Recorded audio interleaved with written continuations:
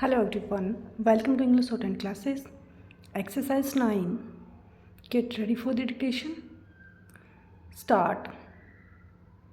Now, generally speaking, this political aspect of the Asian struggle is drawing to its natural and inevitable culmination. But at the same time, the economic aspect continues and is bound up with all manner of economic problems affecting the world. From the Asian point of view, it has become essentially a matter of extreme urgency to deal with these problems. From the world point of view, it is equally urgent, really, because unless these problems are dealt with in Asia, they affect other parts of the world.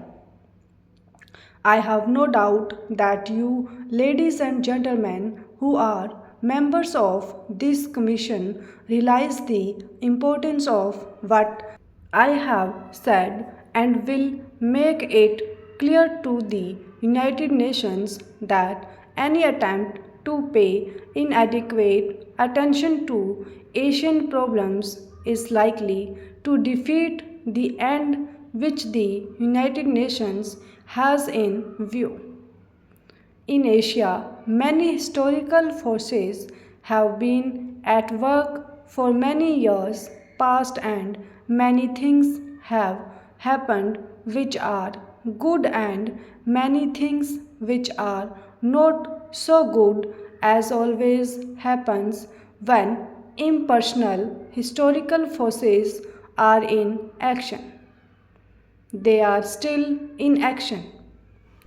We try to mold them a little to divert them here and there, but essentially they will carry on till they fulfill their purpose and their historical destiny. That historical destiny can only be one of complete political and economic freedom within some kind of world framework. In Asia and the rest of the world, there are various systems at work, political and economic, in different countries. Obviously, it will not be possible to cooperate easily unless we proceed on the basis of not interfering with any system, political or economic, in any country, leaving it to that country to develop as it chooses within the larger sphere of world cooperation. You can look upon the problems of Asia from the long term and the short term point of view. The short term problems demand immediate attention because of the urgency of solving some great difficulties. There is, for instance, the aspect of food.